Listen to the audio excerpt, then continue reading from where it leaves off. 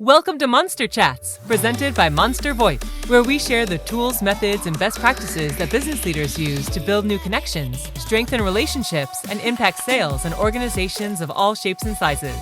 If you have any questions that come up during today's episode, please text them to 424-378-6966. Please welcome the founder of Monster VoIP, your host, Colin Mitchell. On today's episode, I'm going to be talking with Jeremy Abramson, who is known as the high energy coach who helps top level executives and entrepreneurs unleash their fullest potential. I'm Colin Mitchell, the host of Monster Chats and the founder of Monster VoIP. Jeremy, welcome to Monster Chats. How you doing? Colin, I'm excellent, brother. I'm super excited that we're making this happen. And I'm really excited to connect with you and your amazing audience. Yeah, I mean, we've been trying to make this happen for a while, so I'm glad we were able finally to connect and get on here.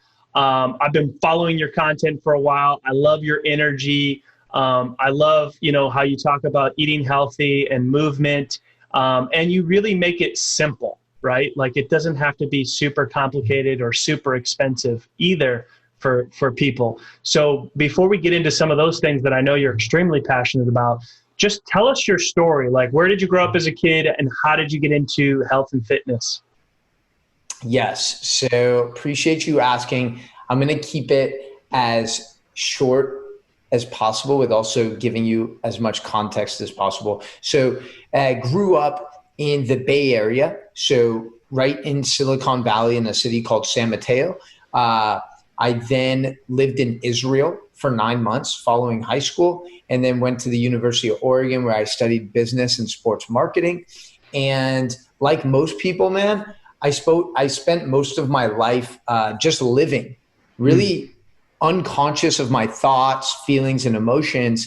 And I feel like this is the way that most people navigate through life, going through the motions and never truly unleashing their truth, unleashing their potential. So for me, I always did have an interest in health. My dad was a neurologist, so I was always aware of the importance of the brain and mental cognition. And watching both of my grandparents struggle at the end of their life with Alzheimer's, I knew that was something I never wanted to experience. And as my passion for fitness grew at age 18 or 19, I was always the skinniest kid. Like you could see my ribs in pictures, I was that kid, which also was beneficial because my metabolism was super fast and like my genetic makeup made it easy for me to get abs. So, I was really interested in fitness. And then, about 4 years ago, I attended a workshop in Austin, Texas. And it really opened my mind to the world beyond just fitness. It was more about movement and your nervous system. And I met people who connected me and introduced me to my first podcast and different ideas around mindset and nutrition, which really caused me to go down the rabbit hole. And these last 4 years have just been a deep dive into everything wellness related. So that's how I'm here in Miami Beach now, sharing my gifts with the world. Wow. Okay. All right. So tell us, what was kind of the big moment at that workshop in Texas that you're like, wow, almost like a realization, like there's more to this thing?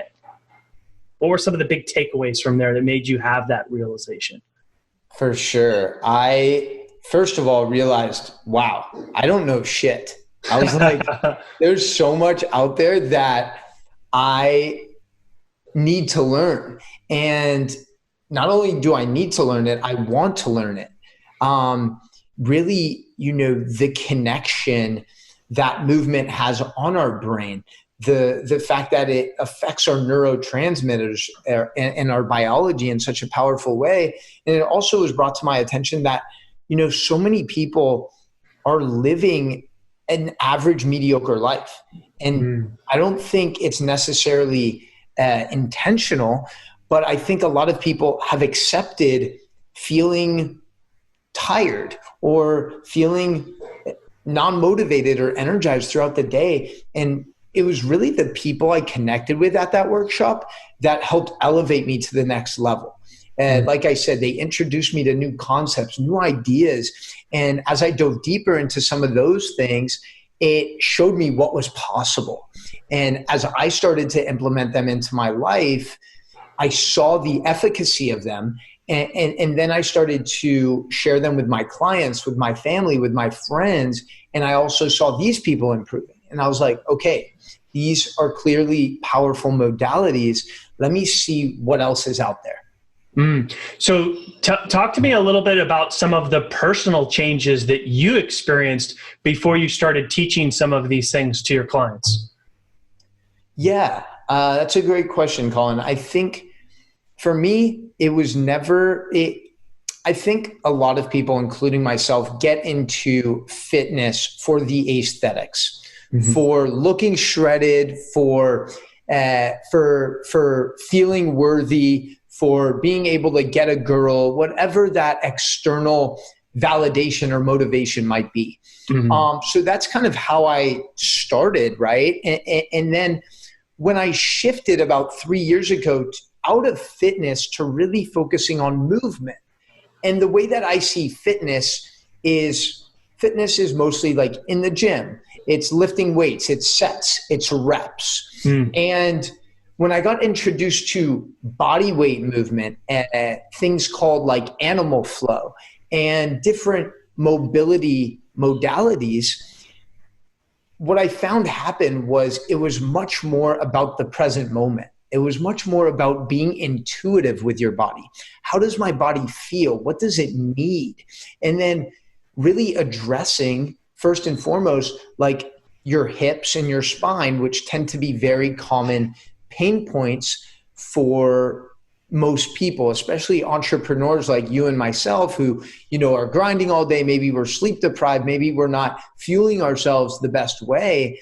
So I focused more on movement. And how that shifted my life was, like I said, I became much more present with the deep now. And I have an overactive mind. My prefrontal cortex is always on. And I found that when I was able to just get into this flow state, I was able to shift my brain waves and become more connected to my body in the present moment. And what's powerful about that is it wasn't just in my movement practice where I saw the benefits. I saw it when I would go back to work or go to work with clients.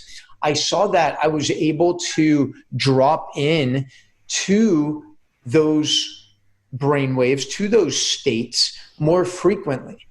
And that's really what I encourage people in the movement that we do is, listen, don't be so judgmental on yourself. Don't be so fixated on the outcome or losing this amount of weight or looking this certain way. Focus on feeling better. Focus on getting rid of any pain points or discomfort. Focus on opening up and accessing new ranges of motion and see what's possible from there. Because once you start feeling better, it's going to impact every other aspect of life. So it sounds like just being very mindful about your movement. So, and doing more body weight, exercises rather than lifting weights. So are you 100% body movement? And do you even spend any time in the gym? Great question. And I love what you said about mindful movement. That's exactly what it is. It's just being more conscious and aware of what you're doing and just checking in with yourself. Hey, how does this feel? Hey, what else can I do from this position, right? So I still do lift weights, probably once or twice a week. And it's interesting because like quarantine, I know gyms closed, right? And a lot of people who are so used to their routine were like hitting their pants like, oh my God, what am I going to do? For me, it was a very easy transition because most of the stuff I do, like you mentioned, is with my body weight. And I also love other things like kettlebells and calisthenics, things that really force your full body to be engaged. And what I found out too, Colin, that's interesting is like, because I've spent so much time building mobility through my shoulders, through my hips, through these different body weight movements. When I do lift weights, my joints are so much stronger, so much more resilient. So I'm able to lift more with much more ease, which I think might be counterintuitive for some people listening. But understand that, your joints are really the foundation of your body's ability to move in an effective and efficient way. So give a couple of like really practical examples of things that people can do. For sure. So anyone like yourself who follows some of my work, it's all about finding little pockets during the day to add movement. And if you really approach every moment as an opportunity to add some movement to your life, everything's going to change. What do I mean by that? I mean by, hey, instead of being on the phone all day, why don't you step outside and go for a walk and have a walking meeting? Stanford did a study in 2017, and they found that just a 10-minute walk outside can boost your creativity by up to 60%. Wow. So that's huge. Yeah, bro. And like, who doesn't want to be more creative, right? So it's really just tapping into these simple things. And alternative postures and positions to do work from, which you and I are going to work on next week, because I know you said that you feel like you've been sitting a little too much lately. And then literally like taking a break, hitting some air squats, hitting some push-ups, getting your blood flowing. And that, again, is going to create more synergy between everything you're doing, because as your body moves, your brain grooves. And if you're spending all day sitting stagnantly, chances are you're not going to come up with those new ideas. You're not going to get creative. You're not going to tap into what you're truly capable of. Okay. So tell me, like, I know consistency is huge, right? So being consistent with whatever you're doing is important. How much time, should people put in on a daily basis just to get a little bit of movement in, whether it's, doing some air squats or like kneeling instead of sitting or standing instead of sitting, which I know you're a big fan of, or going for this 10-minute walk. Like how much time should they be putting in on a daily basis of using these alternatives and getting that movement in? Yeah. Again, great question. I'm glad you asked that. And my whole approach is, I understand that people, especially the clients I work with a lot of high-level executives and entrepreneurs who are running companies, they're running businesses, they're running their family. So time is their biggest limiting factor. So first and foremost, it's about establishing some sort of consistency in your morning. That can be 30 minutes of hydration, going for a walk, or getting some sort of movement in, getting a little bit of personal development work in, and getting some sunshine. Literally like finding things that you get a lot of bang for your buck. And what I mean by that is, like, if you literally go outside each morning with a big glass of water and you do some stretches or you go for a walk, you're getting sunshine on your face, on your body. So you're getting vitamin D, which is a precursor for neurotransmitters like serotonin, and also is going to boost your testosterone levels and your overall mood. And you're hydrating your body with the water, and you're getting some movement in, right? You're generating blood flow throughout your body. And, heart disease is the biggest killer in this country. Over 650,000 people die every year because of heart disease. So the best thing we can do for our heart health, for our brain health, is to, first thing in the morning, hydrate, move, and get some sunshine.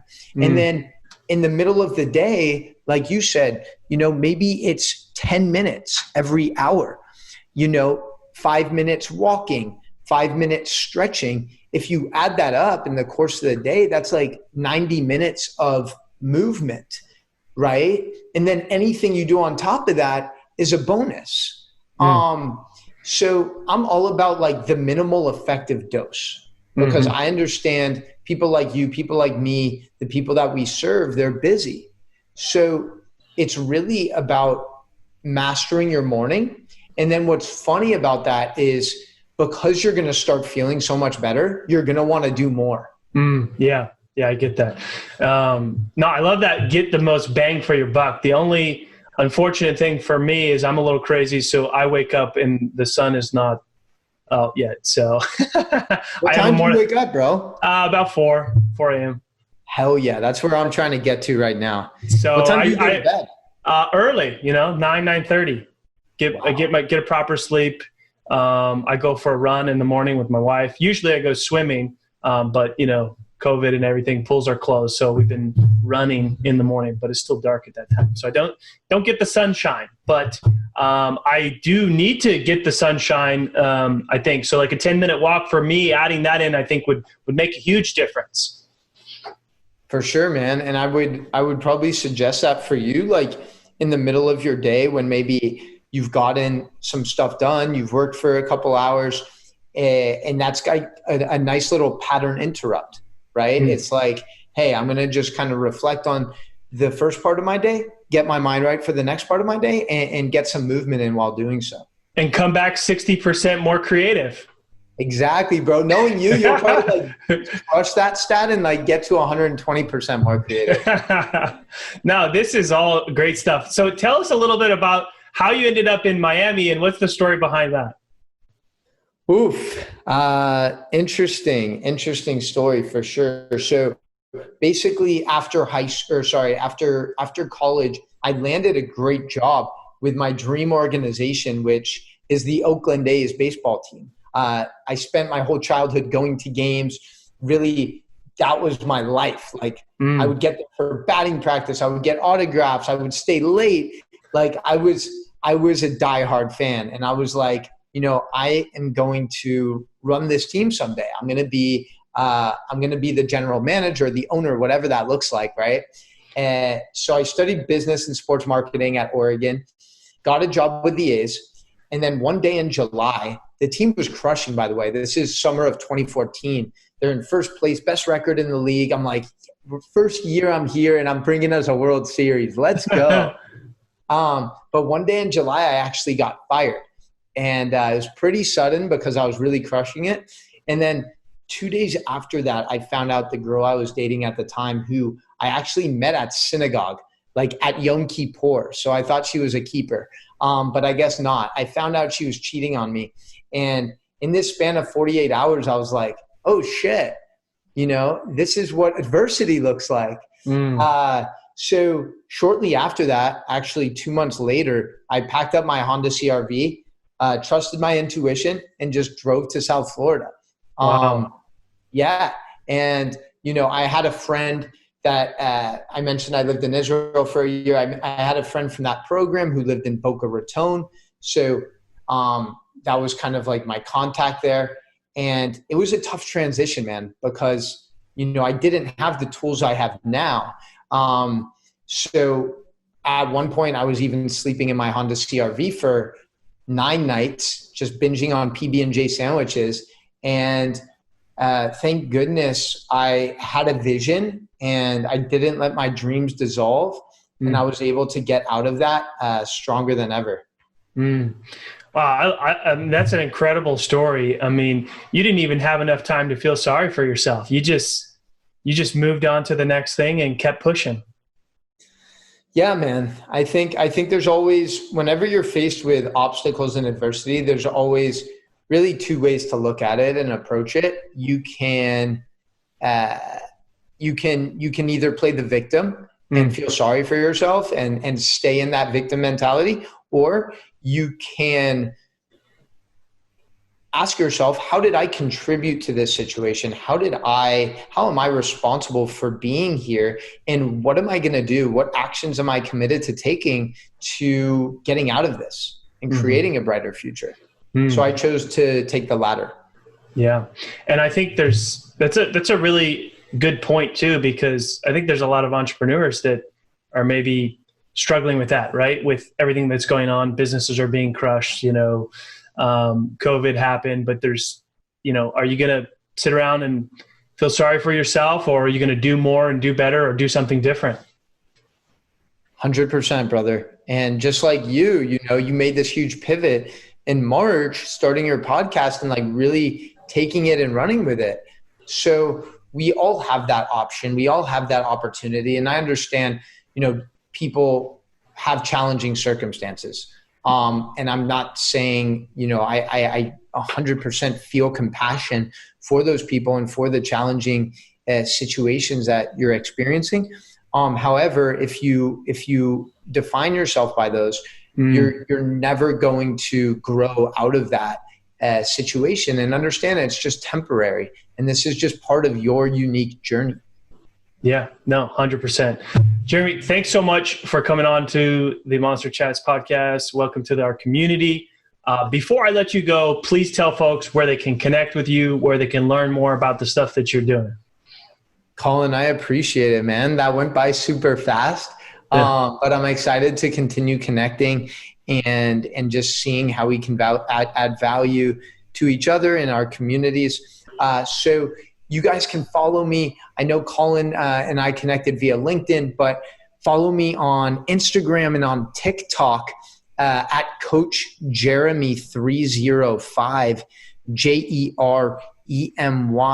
And if you're someone out there listening, I particularly work with men. If you're out there listening and you're successful with business, you're creating something unique and special. However, you've done it at the cost of your health, at the cost of your relationships, and you feel like you really want to commit to your health and wellness and take your energy levels, your heart health, your brain health to the next level, shoot me a message on Instagram so we can talk and connect. I'll make sure to get back to you and continue cultivating the conversation in this community. So again, Coach Jeremy 305, and I'm super grateful for the opportunity, Colin. Awesome. Thanks again, Jeremy. If you're listening to the podcast, please subscribe, share with your friends. We're listening for your feedback. The show is all about you. Thank you for tuning in for another episode of Monster Chats, presented by Monster VoIP, where we share the tools, methods, and best practices that business leaders use to build new connections, strengthen relationships, and impact sales in organizations of all shapes and sizes. If you have any questions from today's show and want to reach us directly, please text your question to 424-378-6966.